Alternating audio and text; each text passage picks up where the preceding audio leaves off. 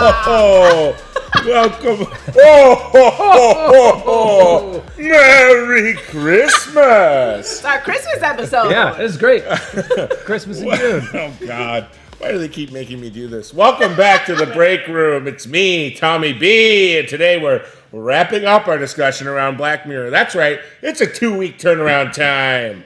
We've got a great crew assembled to talk all of the deliciously dreadful, despairing, demonic devices used this season Stuck on the landing. the old Black Mirror. To my left, we have Berg. Hello. To my right, we have the lovely Gina. I did that like a toxic male stand-up where I talked about her appearance. We have our lady host. We have our girl. To our left, we have my good and smart friend, and to my right, girl. All right, before we get into it, we're wrapping up Black Mirror, and you know what that means. Now that something is being put into the ground, something must be born from it. It is the circle of life. It is Secret Invasion time, friends. That's right. Secret Invasion is debuting this week. And with that, many new delicious internet options from the new Rockstars and Breakroom will be debuting as well. For instance, at 1 a.m.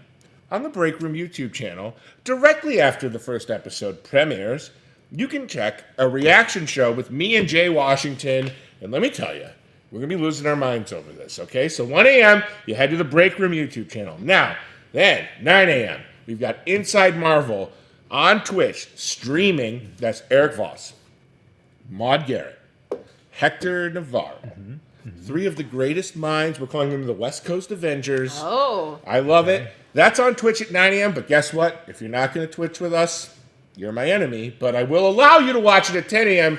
because Inside Marvel will then be on YouTube. It's going to switch it right over. That's right. So we have all of those options to watch. It's a lot. We're secretly invading this channel with Secret Invasion. Not so secret, I guess. Yeah, I guess you're announcing it. I guess I'm saying it live. Yeah.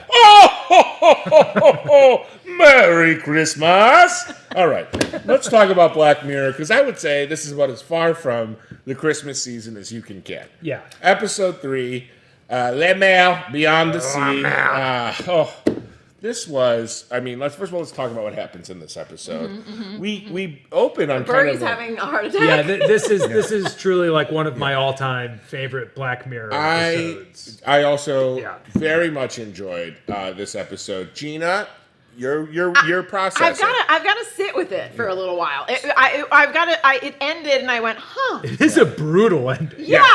I went, huh. Yeah. And then now my brain has been working through it. It to me is like one of those novels you read in like either end of high school or beginning of college that have like one or two hyper violent moments in it, and the rest is just exploration of the mind and of humans and their interaction. So we open up kind of on a Norman Rockwell setting. Yeah, very late 60s, classic mid-century America. Yeah, and we've got Josh Hartnett, and he's sketching his 2 children. The daughter doesn't want to be there, and he's very sweet with them. Everything. But it's a little bit of a creepy vibe, right? Like, because he tells his daughter, like, oh, make sure that if you scratch your face. Yeah, like you put your hands back the way they were. Oh. And there was something about his tone that was there was a very the episode is set in 1969, and there is a very feels intentional on the part of the writers and the producers of the episode, like, we're not shying away from the fact that gender politics were kind of fucked. Oh, yeah. And also, it starts with that. Yeah, and also, like, worth noting, these last 3 episodes 3, 4, and 5, all set in the past. Yes. Yeah. Which I don't think Black Mirror has done before. I mean, set sort of in, like, one is set in the 60s, and then one is set in the 90s, I think, or no, it's early 2000s. No, when was Siri Cruz born? We'll get to my relationship with episode 4. All right. Oh my God! Wait. If the relationship's juicy, give us a hint so we can get some photos of it. We touched butts. Whoa! All right. Yeah. So basically, obviously, this is Black Mirror. Not everything is as it seems. We soon find out that both Josh Hartnett and the other protagonist, or I guess lead character of this story, Aaron Paul's character, are 2 astronauts who are high up in the sky, and they're using these what they call replicas. They're kind of like androids, I guess, that they can be in full control of while they're sleeping up on the spaceship. So it's Yes. basically a way for them to be on what ultimately is supposed to be a 6-year mission. Yeah, they're present on Earth Yes. in their replicas, Yes. fully, consciously. Yeah. They're having experiences, forming Right. memories, Yeah. but they're also able to be present on the spaceship in their meat bodies. Yeah, Yes. which I appreciate as someone who's not good at multitasking. Yeah. I appreciate the great. fact that they can go down to Earth, cross some things off of their to-do list, and they're still working their job in Yeah. space. And I like it. And I thought for sure this wonderful arrangement that pleases everyone Yeah. would remain Can't go wrong. intact. Can't But go wrong. unfortunately, not everyone agrees with the, I guess, morality Yeah. of having a robot body while you're up in space. There are some fanatics that say once you leave the atmosphere, you get the F out of here. Yeah. You do not get to have two lives. So this cult breaks in and Very creepy crawly, very Yeah, Manson very Manson. family. great Yeah. casting. They all had Greek alphabet letter names. And Josh Hartnett is. I mean, I like that they didn't have him even come close to fighting them off. No, Like he no took like way. one swing He with the got bat. destroyed. Yeah, Well, which- his replica, his Yeah, robot. which body.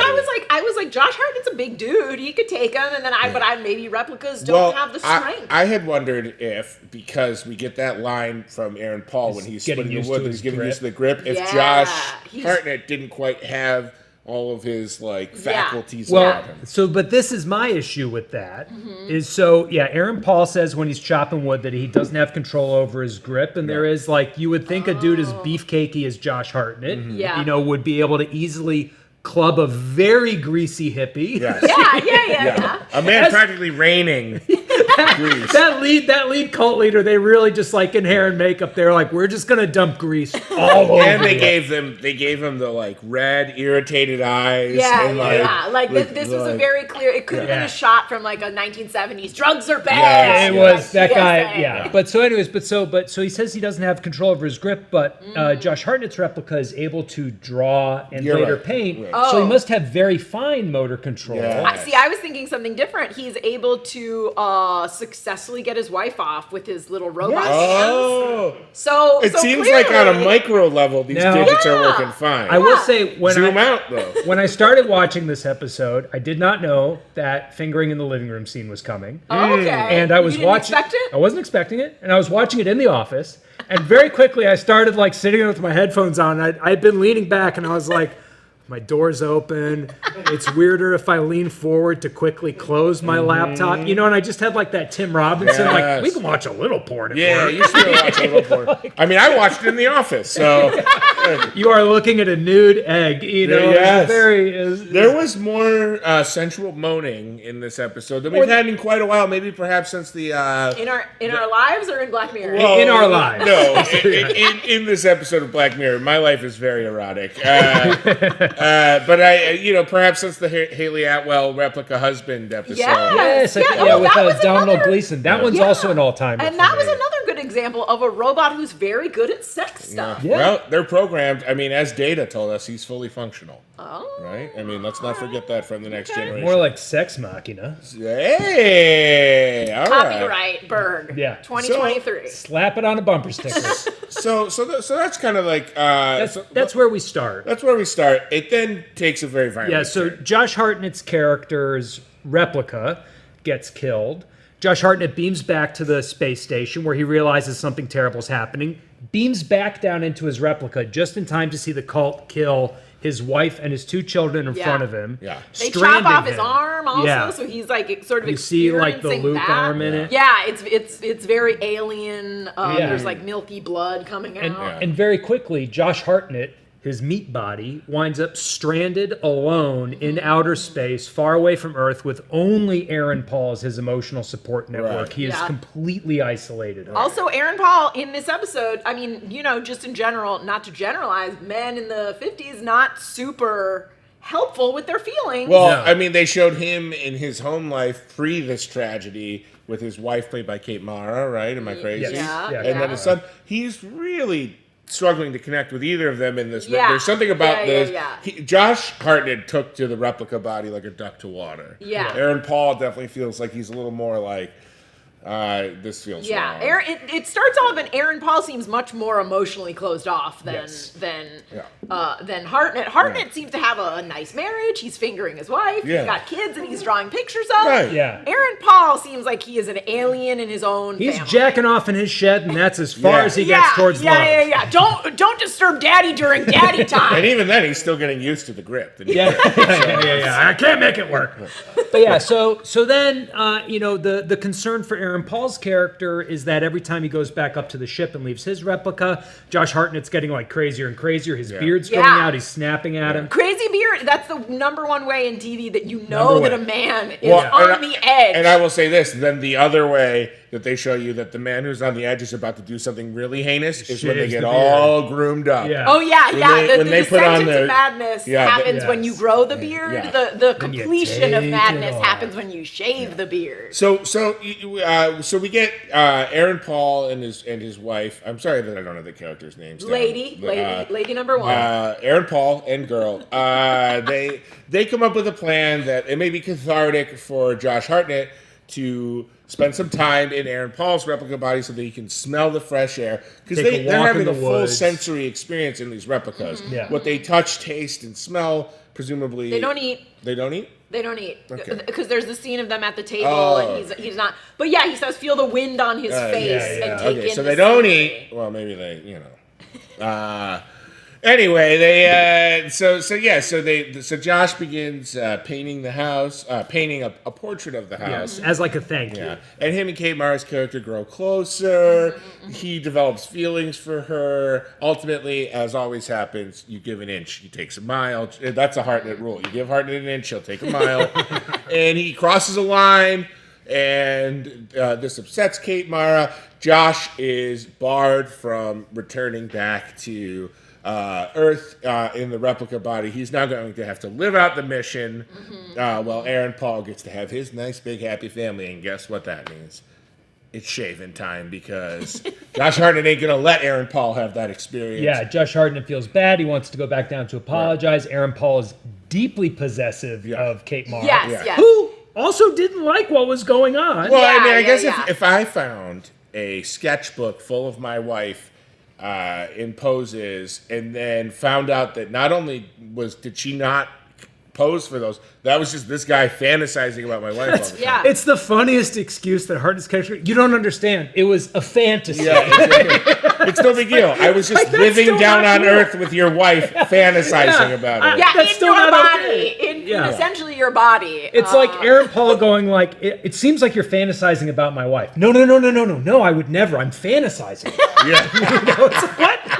That doesn't make it better. And it's also deeply sad for Kate Mara, because clearly Aaron Paul's not sexing her up. She brings that up later. She's like, you haven't sexed me up in a while. Yeah. He's like, I don't want to while I'm all robot. Yeah.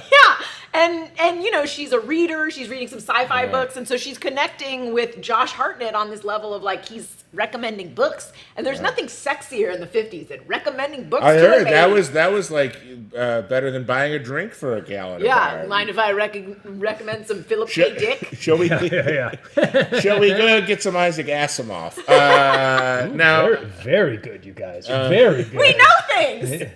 now. So, as all episodes of Black Mirror tend to end in tragedy, Hartnett tells Aaron Paul's character that there's been some damage to one of the solar panels, similar, calling back a moment from earlier. Yeah, we had to do an EVA to go repair it, Aaron Paul goes outside to fix the thing, finds out there's no damage. We're all thinking Aaron Paul's being left for dead here. 100%. Because he's calling on the comms. It's very 2001. Like, hey Dave, let me in. I thought for sure, I was like, oh shit, because at this point, I think he's gonna lock Aaron Paul up out in the airlock, and then live as Aaron Paul. Aaron Paul. The episode did a really great job of making you think that's what was going to happen. Yes. And I would say, unfortunately, Aaron Paul would have been way better off just dying out there, because he gets let back in, then goes into his replica and finds out that his replica being controlled by Josh Hartnett, has presumably murdered his whole Yeah, family. he wakes up, he's covered in blood. There's so much blood on the drops to his walls. knees. So at least, I mean, I assume both are dead. I mean, I think they're probably... They're 100% both dead. But the best part, in my opinion, the best part of the episode is Aaron Paul goes back to the spaceship, which he now has to live with Josh Hartnett for 4 years. Both men's wives are slaughtered. One man was responsible. And Josh Hartnett's just like, just kicks out a chair and he's like, join me. Yeah. And I was like, oh, he's such a good crazy person. Now we're the same. So, let's talk about these replicas. Yeah. Why didn't they just send the replicas to space? This is my logic question. Okay. So it's like you have the technology to beam a person's full consciousness, full like manual dexterity to space, and instead of being like, hey, you know what, we're gonna have you pilot this remotely. You send them, and then have them pilot a body. But here's the thing: I will counter that by saying if one or both of the replicas get damaged in space, sure, you don't like if they get damaged on Earth, who cares? Right. Well, I would argue damaged Josh in Hartnett and Aaron Paul care. It seems like a couple of people who care very much. There. No, but in space they can't let's say like one of them sort of short circuits, and it's established also, by the way, that Hartnett is the brains. Aaron Paul is the body. He's sort of the mechanical. He fixes things that Josh Hartnett and he tells his wife at some point, like, I've got to be up there for 4 years. If something breaks, I don't know how to fix it. Yeah, basically. And my other thing is like, I don't know if either of you have read Ancillary Justice by Ann Leckie, which won a Hugo, a Nebula, and an Arthur C. Clarke Award. It's fantastic.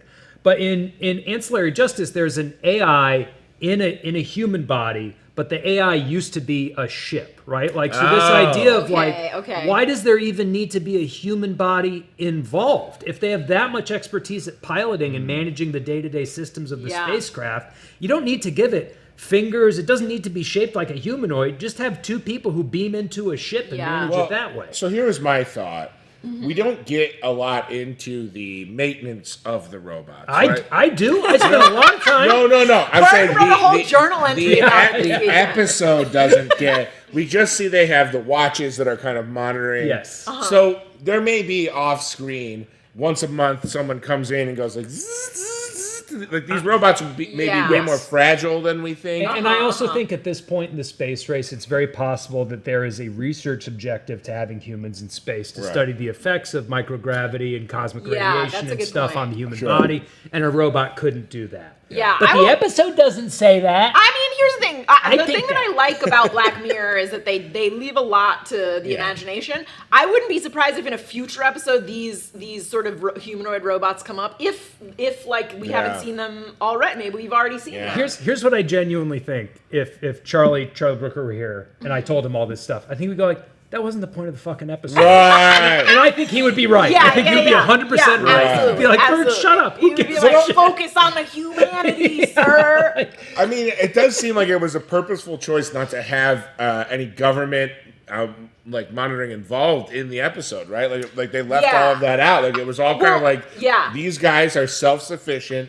They're like they've got this 2-man astronaut crew up there that they're totally in control of, and then down on Earth, the families are all very much in on the project and are like, this is how we get to keep. But they're also very isolated. Like in space, they're isolated, and a big thing is made about how Kate Mara and Aaron Paul and their kid have recently moved to this very isolated farm, which she's trying to talk to him about at some point by being like, can we please have some like people over? And he's like, I'll think about it. Yeah, like, exactly. That's a no, my exactly. dear. But I think part of it is like they're isolated up there and they're isolated down here, which they don't have to be, but they are. 1,000%. So I think like for me, and part of the reason why this really goes into like my canon of all-time Black Mirror greats, along with the, using the memory technology to replay a bad fight between a couple. Yes.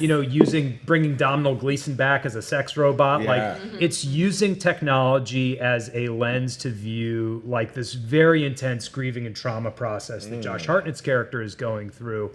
But along the way, it's also delving into like a ton of like very cool cog-sci philosophy of mind stuff that is like the tastiest of brain candies. Just so good. Yeah. Spidey Sensei 72 says, what are the replicas made of? Shouldn't they be stronger than normal humans? Also, He loves Gina's shirt. And that was my question. Why didn't they build these robots with super strength? No, this to me is I liked this point because it's very much in keeping with the like sort of androids in Alien. Like they're I mean, if you think about it, intricate machinery is very delicate. Yeah, I don't think a robot's inherently any stronger than a human. Yeah, it's not. These aren't like T-1000s where there's like a metal skeleton inside. There's a lot of stuff that goes into it. No, they're all Terminators. You guys are idiots. Okay, all right. This is short circuit erasure. I think there's a roboticist I really like named Rodney Brooks, who's he invented the Roomba. Is probably his main impact on everyone's lives. He's prominently featured in the Errol Morris documentary Fast, Cheap, and Out of Control. And, his thing recently has been to be making robots that work in warehouses alongside humans. And in that use case, there's a strong argument to be made to not make the robots too strong, because then if they malfunction, there's only so much damage they can do. That's a great point. And so I think to Spidey's question, I think that would be the rationale behind not making the replicas like Ubermensch. I think this was the one case where Josh Hartnett's robot would have benefited from being just a tad stronger. No, better at baseball. Again, if that robot is getting anywhere near a vagina, Good point. It might Fair tear point. off a lip or something. I think that he can power down. There's levels.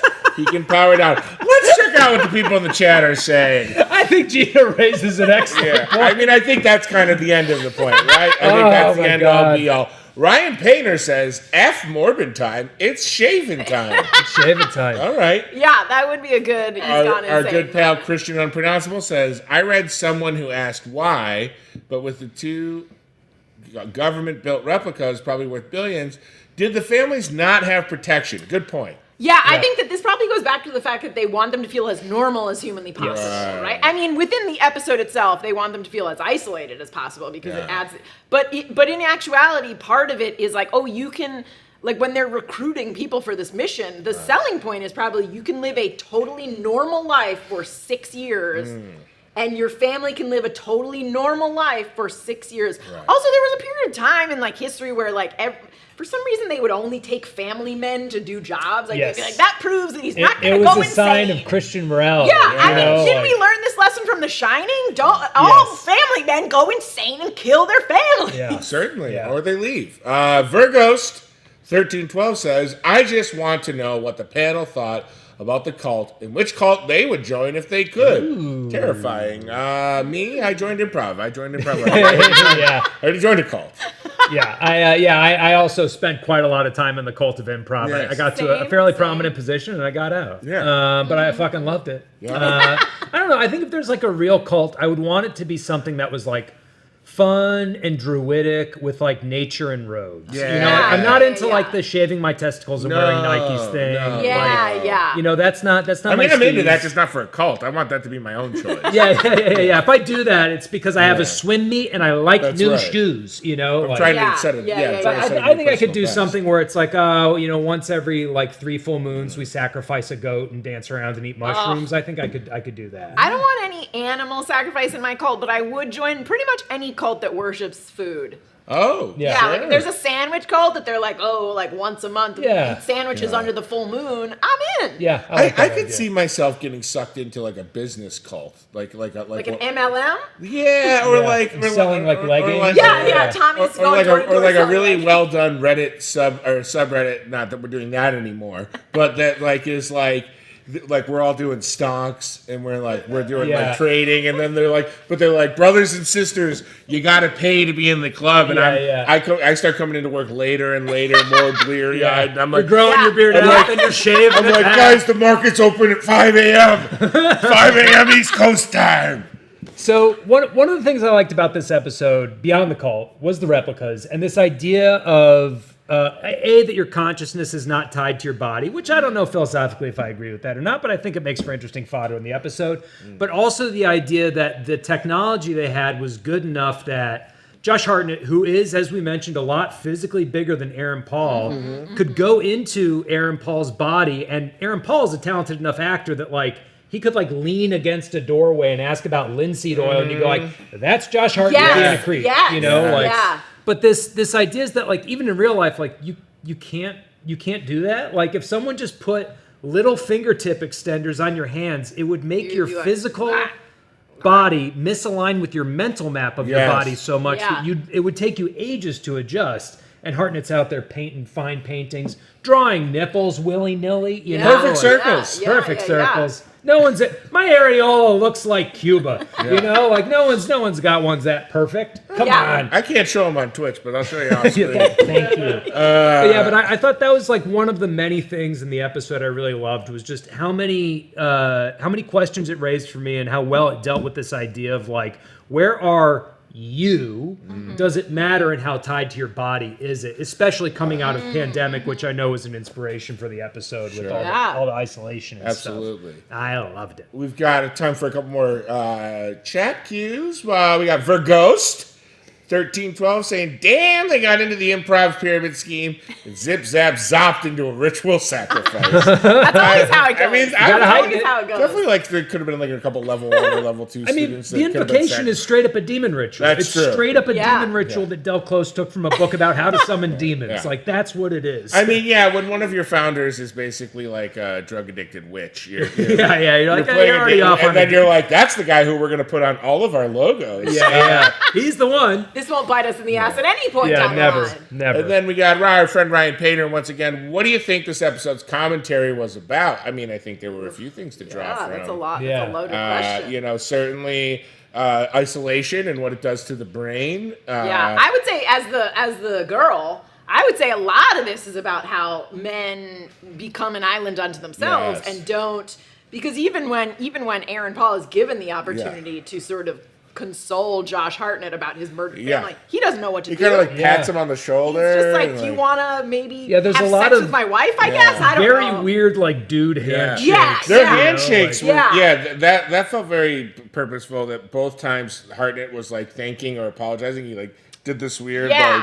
like power dynamic yeah. handshake. And there's that weird moment after the first time Hartnett goes into Aaron Paul's replica where Aaron Paul's talking to Kate Mara and he wept like a baby. He's like, Yeah. he wept in front of you? Yeah. Yeah, and he Yes. says to her, "What did you do?" And she has a split second. She's a brilliant actress, but she has Yeah. a split second where she knows if she tells him, "I consoled him," Yeah, that he would will be a freak betrayal. out. Right. Yes. And so she's just like, "What could I do?" I She doesn't really think- outwardly lie, but she says, "What could I do?" Because she knows her weird, not in touch with his feelings husband will be like, "What do you mean you consoled a crying man?" I will say this, like, Aaron Paul and Josh Hartnett both got such, like, overtly juicy things to do in this episode, whereas, like, Kate Mara had a much more subtle task. Yes. But she knocked it nailed it. out of the park. Like, I really- watching her, ugh. like, want to offer this kindness to Josh Hartnett, then, like, regret having done it and not be listened to and Yeah. frustrated, but she was really threading a needle, and I thought she did a great job. No one was on her side. I'll also say that kid better come back in. Aaron Paul's son in this is so weird. Like he's like lurking, and obviously it's like you feel bad for the kid, you feel bad for the wife. That kid, mark my words, is gonna come back in a also, he Black can't Mirror process episode. his emotions healthfully because he sees his mom being too nice to what he Yeah. knows is not his dad, and he rakes his hand across the painting. Yeah. I'll say my MVP for the episode was the woman who owned the bookstore, who was one of the women on the Guilty Remnant from the show Leftovers, who smoked cigarettes and who they stoned to death in an episode.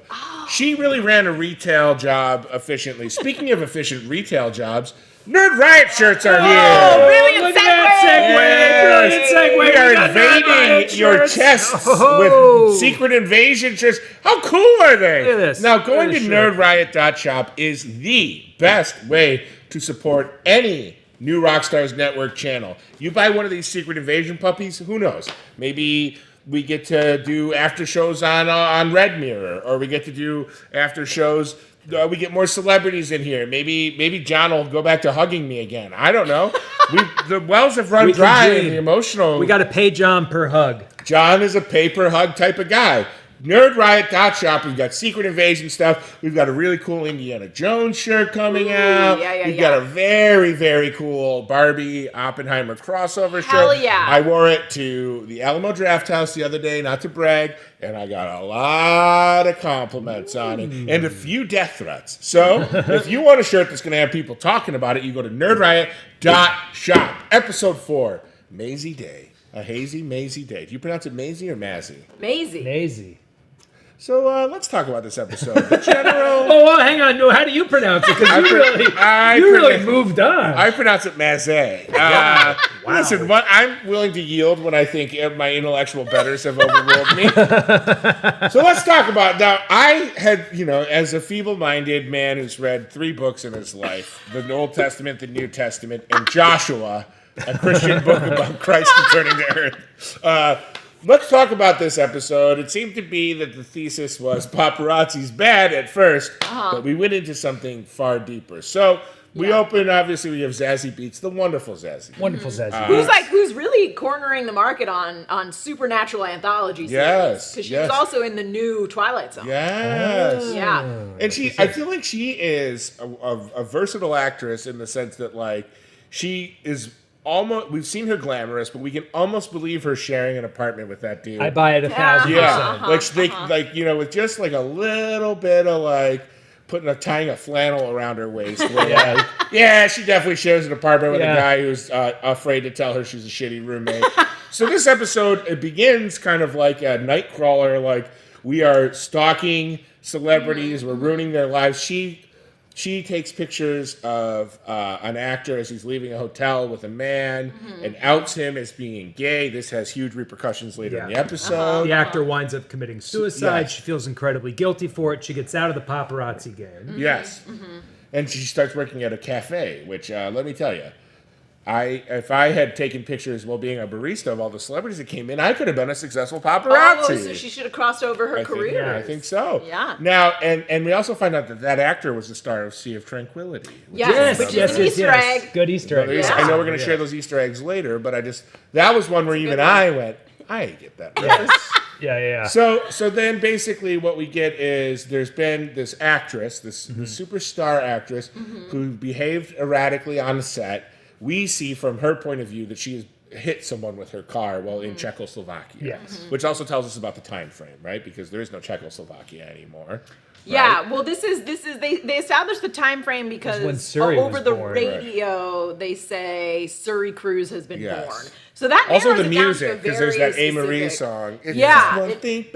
That one I love. Yeah, that song. I also like the fact that this actress Mazey Day is on some sort of Outlander type show. They just show you one line from it, and then her rehearsing that one line. You're like, I get it. Yes. Yeah. I get this historical nonsense immediately. Well, I believe it's the third of a trilogy. It's the third. They say she was filming the third of a trilogy.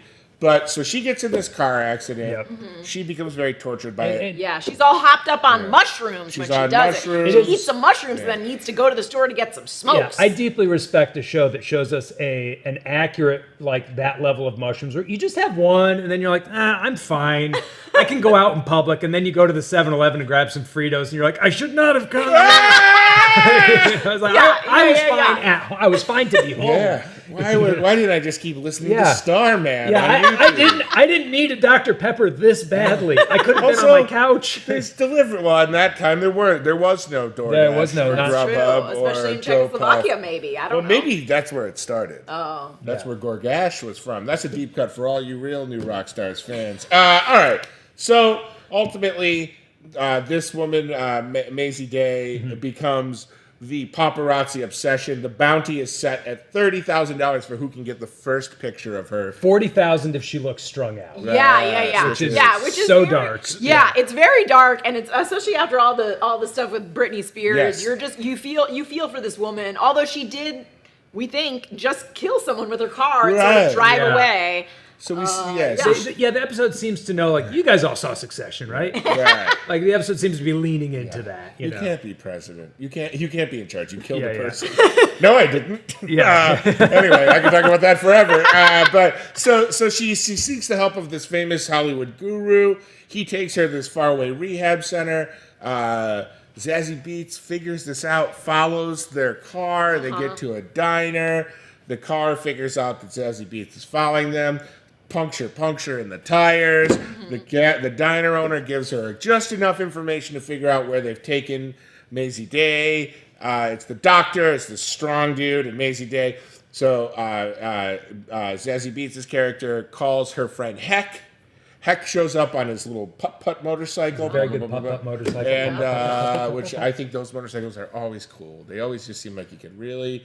I would kill myself. I'd be a bear on a tricycle. Yeah. But Your real shame is something happened to this bike or this guy on this bike. That's right. But so then anyway, they get down to the rehab center, and there 2 of their other awful paparazzi cohorts meet up with them. One guy who I swear is the brother of the greasy hippie because he has the same.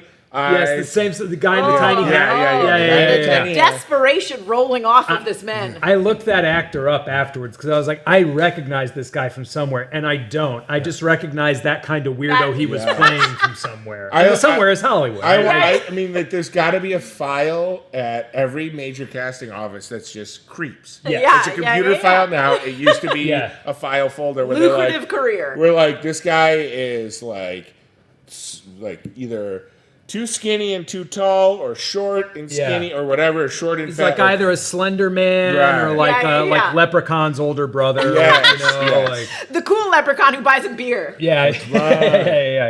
Leprechaun. Now, okay, so then ultimately, this is where the big twist in the episode happens. They break in, they see Mazey Day chained to the bed. They think she's being tortured. No. The call is coming from inside the house. Mazey Day did not run over anyone in Czechoslovakia. She hit a werewolf. Yeah. The werewolf bites her. She's a werewolf. What is happening? Yeah. Black Mirror is now a horror show? Yes. Yeah. A werewolf show? And then chaos ensues. Mazey Day in werewolf form kills everyone but Zazie Beetz. Zazie Beetz lets her kill her. Lets Mazey Day. Yeah, Mazey Day turns back into a human just at the end. Begging for death. Just when you think Zazie Beetz has learned a lesson, she takes a picture. Of Mazey Day with a great ending, by the way. I will say I think Berg has a different opinion than I do. This is the first time that Black Mirror has gone supernatural. They've always stuck to science, no matter how far in the future, even when it's basically a ghost. It's like someone in a computer. Yeah, there's an explanation that ties it back to tech, and this is the first time that it doesn't. This is just a straight up monster episode, and I am here for it because I want to see Black Mirror horror. I want to see Black Mirror supernatural. Berg, what did you think? You have a different take. Yeah, I do have a different. I mean, it's just my take's like my take should be much spicier. I'll give you my honest take, and then I'll spice it up so we can clip it out. Yeah, add some nudity. Okay, yeah. So my initial take is like, I like this episode, but this isn't what I come to Black Mirror for. You know, like Black Mirror is a shelf. In my head, certain things go on that shelf, certain things go on other shelves. If it makes Black Mirror last longer, then great. Then that means ultimately there's going to be more episodes of Black Mirror that are like really my thing. But this one wasn't my thing. So that's my very mild, like, I really like this episode, but it just wasn't what I want from Black Mirror take. Here's the spicy version. Black Mirror has gone off the rails. This was inexcusable. A werewolf? That werewolf better have a technological chip in its head, or else I'm out. If the next episode isn't about microtransactions and freemium games and their effect on young people, I've got bad news for you because the next episode is about a 60s demon or a 70s demon. Can we scroll back up to that Charlie Brooker quote? Because I think that is pertinent to what we're talking about. Speaks directly to my soft take. Well, this is basically what he said, where I think probably getting some of this pushback. So if you don't think any of these episodes are canon, just imagine that it's an episode on Streamberry. Now, if people ask me, is it a shared universe? I'll say, of Streamberry shows. Yeah, great. But there's also the quote that, I forget who else, this show is not, people always say it's about technology. It was also Brooker, It's just about people being bad fucked up. people. Yeah, it's not about the evils of technology. It's about what evil people do with that technology. People are bracketing the show as the tech is bad show, and I find that a bit frustrating, partly because I always felt like, well, the show isn't saying tech is bad, the show is saying people are fucked up. I think, like, looking at any of these episodes that for me are like, that's a Black Mirror episode. It's people using those tools to bad ends. Right. Making the selfish choice, making the choice, choosing their own, saving their own asses at the expense of other people, or even just making their lives more comfortable by making other people's lives absolutely worse. And I think to Gina's point, like, that's what Zazie Beetz is doing in this episode. She's not helping this woman. She's getting a shot. And I will also say Lock Henry was my favorite episode of this whole series.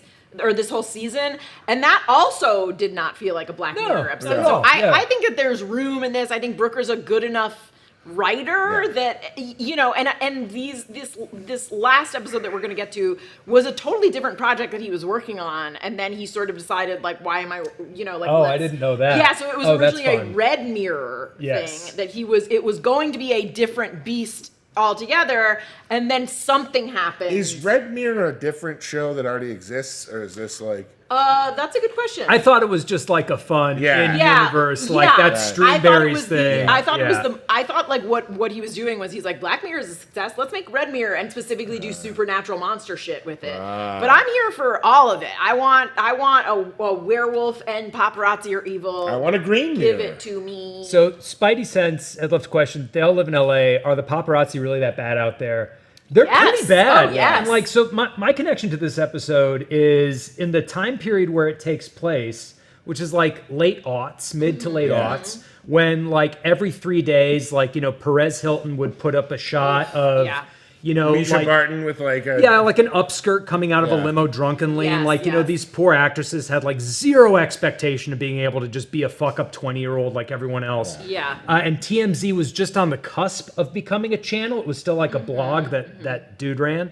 I was working at TV Guide Network, and what we really wanted as a network, not me personally, I was more than happy just to show up and drink at the Hooters across the street and go back to work. But at the time we were trying to chase e-news. That was what we thought our pejorative was. And so at some point during all this, Lindsay Lohan went to rehab because of a cocaine issue. She had like stolen a bunch of stuff.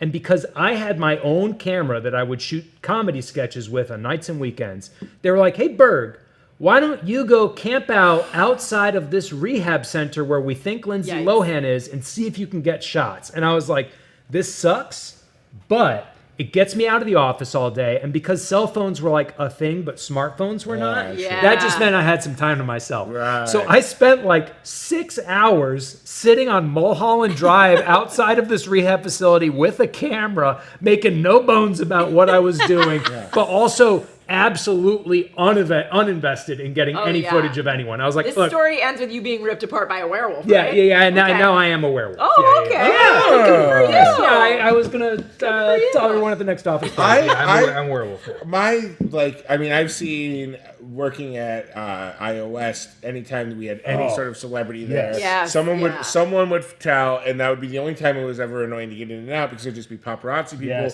and we'd have to take like very nice sitcom comedian. Like comedians are probably the most uncomfortable with that kind of thing.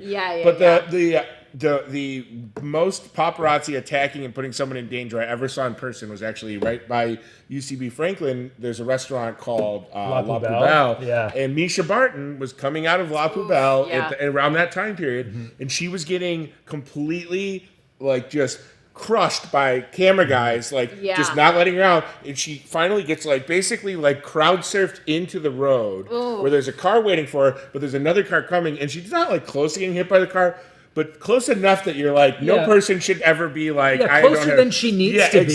Yeah. So there was I saw that and I was like, oh my God. And that was exactly that time period where Perez Hilton was just annihilating her for being 21 and going to nightclubs. It's I will say I was an extra on a movie called Liz and Dick that was Elizabeth Taylor and Richard Burton. I was in a scene with Lindsay Lohan. They wanted people who looked European. I'm Italian, so I was like, oh, I'll go do this extra job.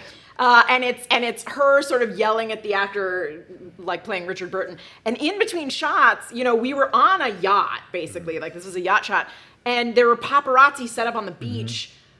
And she was very upset. She was like, can we get a screen put up? They would put up a screen. The reporters would find a way to drive to a different section, set up. Can we put up a screen there? And it was a nightmare, and I felt awful for her. So I think this episode very smartly set it at the time period that it did. Yes, it's the perfect era for that. That was the peak. Perfect era where, truly there were no morals, and there weren't people pushing back against this awful stuff. Not that there are that many now. We still have. It just seems like it seems like as the blogosphere has kind of died down a little bit and transformed into Web 2 and 3.0, everyone's been Also, I think the tragedies that come from this type of pressure culture. Whereas in like the 60s and 70s, if like a starlet or a star actor like drank themselves to death or whatever, it would be a newspaper article, maybe on the evening news. People would be sad. Maybe there'd be a tribute to them at the Oscars.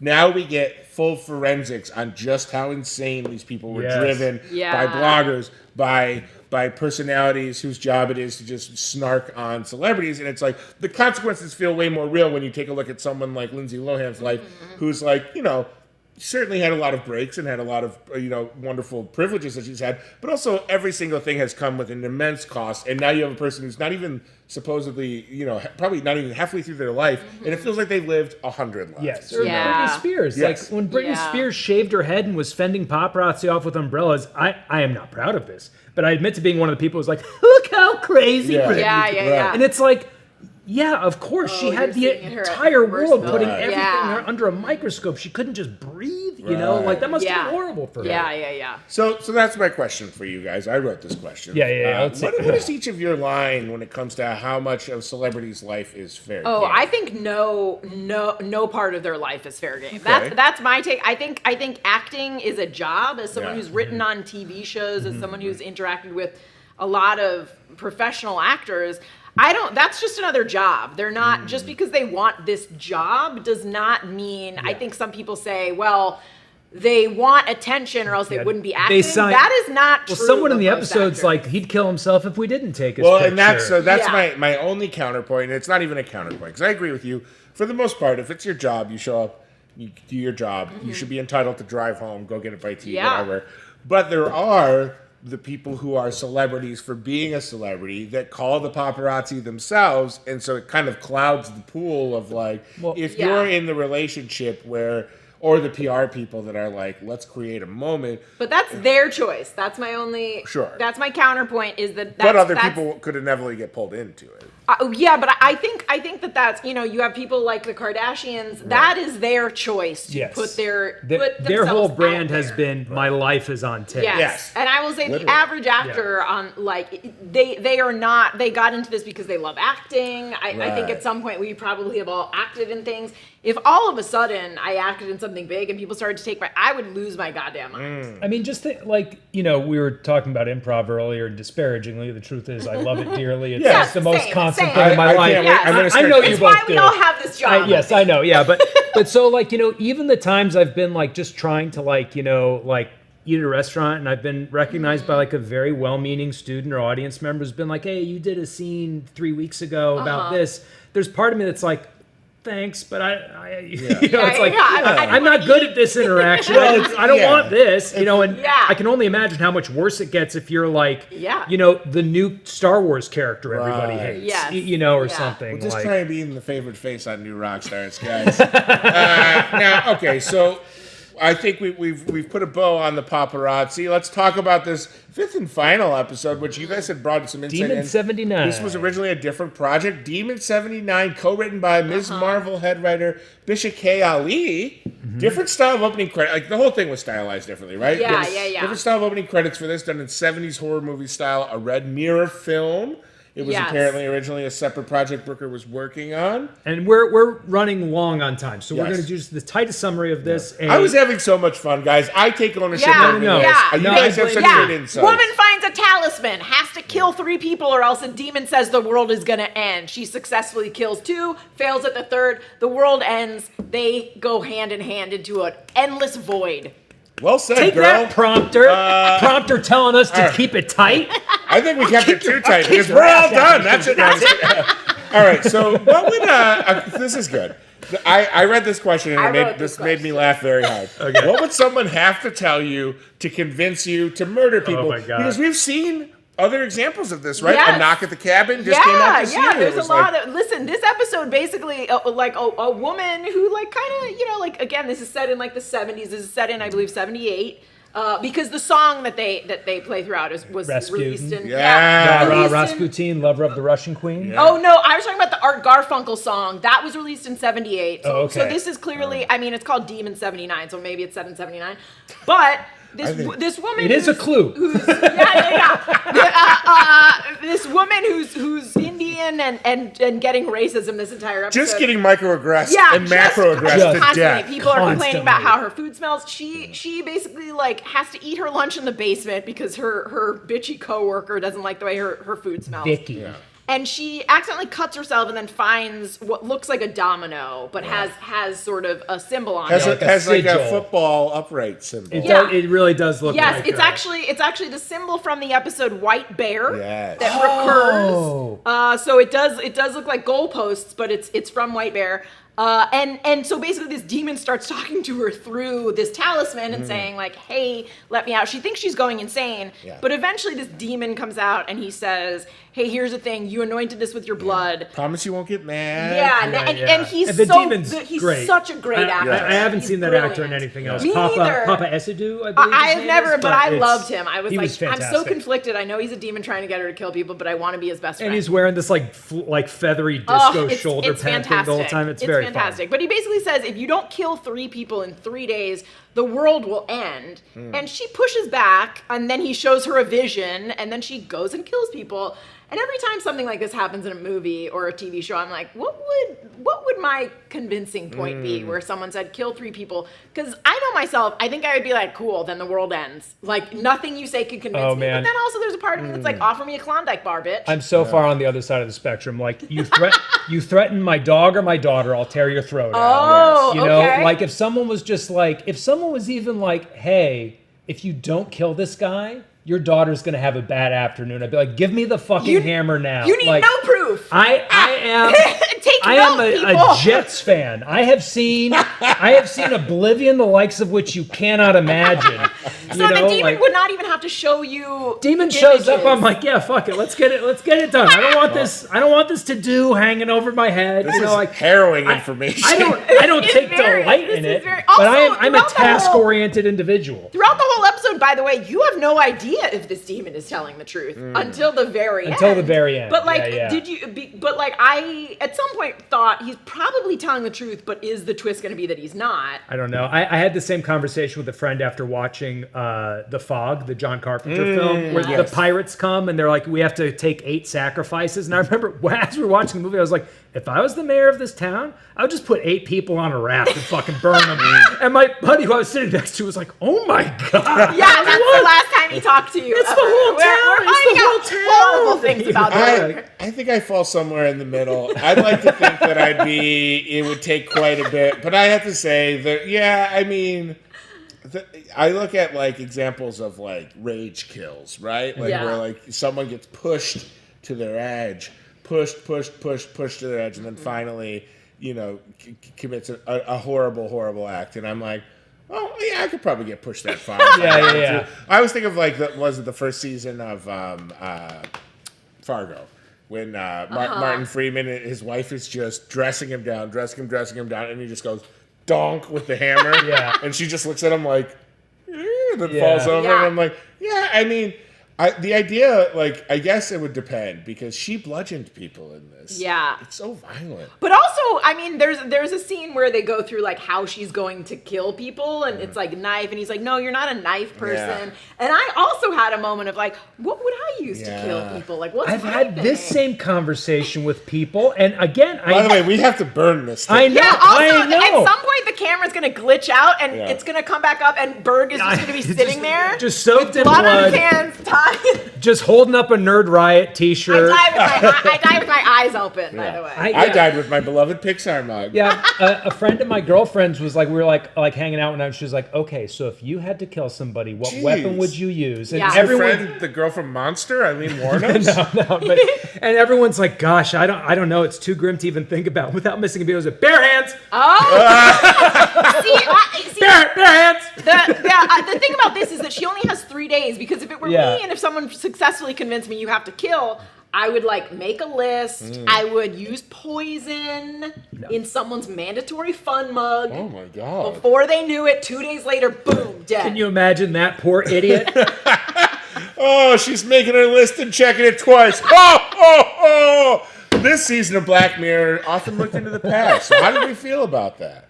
How do we feel about I love it. Yeah. Again, anything that gives me more. I want Black Mirror to go until I'm 190 years old, which I assume, based on Black Mirror episodes, is how long I'll live until my Until consciousness season is 7 comes out. uploaded into the cloud and I get to party in San Junipero. I pray to God you live to 190 every night. Thank you. That's very sweet. And by God, I mean the robot replica body that I dressed up like an old man with a white beard. I think with kind of the meta commentary this season of Black Mirror is making is the past seasons have been very future looking, and even if it's the near future, it's future looking.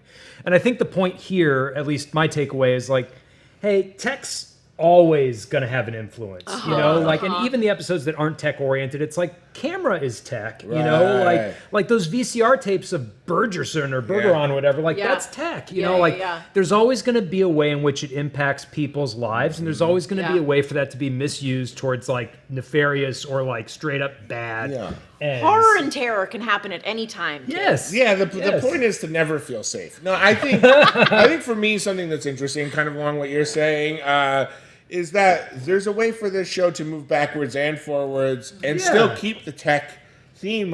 What if the technology of the 50s was ruining people in the 50s? Yes, absolutely. It absolutely was. IBM helped build systems for the fucking Nazis. Exactly. This isn't new. Right. Next season, we're going to see cavemen being fire. They're the first guy that created fire. And then there's one guy that's how can I use this against my fellow cavemen? I'm fire burn other man. Other burn man tastes delicious. Spider Sensei 72 said, "Did the world actually end, or was she just losing her damn mind?" Oh no, it totally ended. I think it ended. I think there was someone made a good point. One of the Easter eggs that you see when she sees that if this sort of crazy right wing politician gets elected, you see the robot dogs, and someone made the point of maybe the whole world didn't end, but this is after a nuclear war, not everything is destroyed. Maybe enough of the world was destroyed that this man then rises to power, and these robot dogs. That's why in the robot dog episode, the landscape is so bleak. But I think it's almost beside the point of whether or not. I think the world definitely ended, but as Brooker has said, maybe this is just one episode of a Streamberry. They're just pruning a timeline, baby. Exactly, that's all it is. Exactly. Damn Streamberry. They're raising rates again. Lionel Corrado says, "I think this season was casted really well. Every actor did a great job, but I wanted to ask y'all, whose performance did you enjoy this season?" I think Aaron Paul. Yeah. I think if I had to do a top 3, Aaron Paul, I was so impressed by his ability to let Josh Hartnett's creep inhabit his body. Selma Hayek for just surprising me with how goddamn funny she was. Yes, she was great. And Papa Esidu, who I've never seen before, but I will never forget now. That's who I would pick. He was the one that I said, I don't know who this guy is, but if I ever make a show, I want him in it. He was phenomenal. He was a lovable demon, which is not easy to pull off. I loved the actor who plays Podrick Payne in. I forgot about him. He was also really good. As the bartender in Lock also Henry, great. and then Annie Murphy was really great. We already knew she was funny. She held form as very funny in the first episode. Jane is awful, and then. Yeah, I'm with you guys. Aaron Paul was incredible in that. And, that whole episode, I think, was so well acted. Yeah. Ryan Painter hitting us with the triple threat of questions today. What form would your demon take? I'll handle this. My demon would be 1990s slugger Cecil Fielder from the Detroit Tigers. Perhaps the heaviest man to ever play baseball.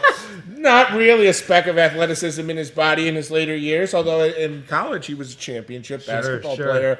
The way his nickname was Big Daddy. He's still very much alive. A disarming smile. Who wouldn't trust Cecil Fielder if he was commanding you to kill? Yeah. I can't wait for Berg's answer, which I think is going to be, I was just talking about this with someone else.